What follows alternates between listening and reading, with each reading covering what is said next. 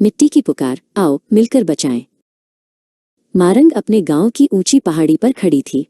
नीचे घाटी में संताल परगना की बस्तियां फैली हुई थीं, जहां शाम का धुआं धीरे धीरे ऊपर उठ रहा था। मारंग के मन में कवयित्री निर्मला पुतुल की वे पंक्तियां गूंज रही थीं, जो शहरी संस्कृति के बढ़ते प्रभाव से अपनी जड़ों को बचाने की बात करती थीं। उसे महसूस हो रहा था कि उसके गांव की आबोहवा बदल रही है, जैसे शहर की ठंडी हवा यहाँ के जोश को लील रही हो। मारंग के दादा सोमा अपनी लाठी टेकते हुए उसके पास आए। उनके चेहरे की झुर्रियों में संथाली संस्कृति का सदियों पुराना इतिहास अंकित था। उन्होंने मारंग के कंधे पर हाथ रखा और जंगल की ओर इशारा करते हुए कहा, देखो मारंग, शहर की ये चमक हमारे जंगलों की शांति छीन रही है। हमारी हंसी, जो कभी खुले आसमान की तरह बेबाक थी, अब सिमटती जा रही है। मारंग को याद आया कि कैसे पहले त्योहारों पर पूरा गांव अखाड़े में नाचता था। नगाड़े की थाप पर थिरकते पैर और बांसुरी की सुरीली तान फिजाओं में घुली रहती थी। लेकिन अब नौजवानों के हाथों में नगाड़े की जगह मोबाइल ने ले ली थी। मारंग ने अकेले ही अखाड़े के बीच खड़े होकर एक लोकगीत गुनगुनाना शुरू किया, जैसे वो खोई हुई लय को वापस बुला रही हो। पहाड़ी के दूसरी तरफ बड़े बड़े बुलडोजर जंगलों को साफ कर रहे थे। विकास के नाम पर पेड़ों की बलि दी जा रही थी। मारंग की आंखों में आंसू आ गए। निर्मला पुतुल ने ठीक ही कहा था कि हमें अपने झारखंडीपन को बचाना होगा। अगर ये पेड़ नहीं रहेंगे तो संथाली समाज की वो अक्खड़पन और जुझारूपन कहाँ से आएगा जो उन्हें प्रकृति से मिलता है। सोमा दादा ने मारंग को धनुष बाण चलाना सिखाया था।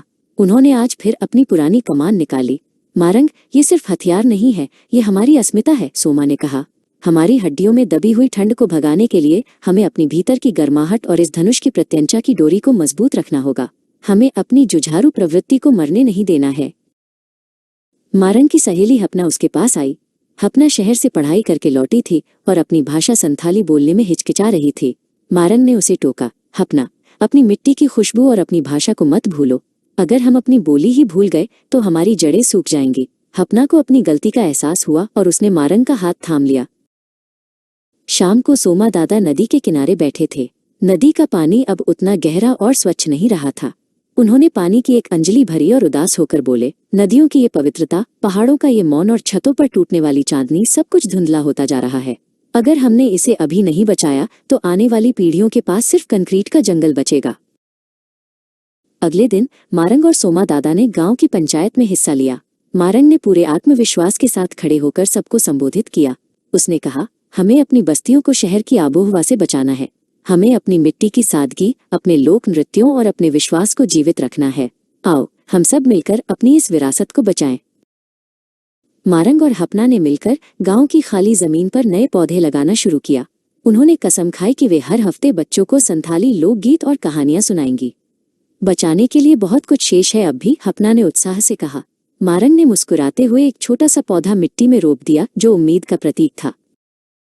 सूरज ढल चुका था, लेकिन मारंग के दिल में एक नई रोशनी जल रही थी।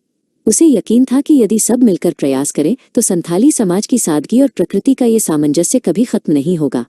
मारंग ने दूर क्षितिज की ओर देखा, जहां आसमान अब भी साफ था और चांदनी अपनी शीतलता बिखेरने के लिए तैयार थी।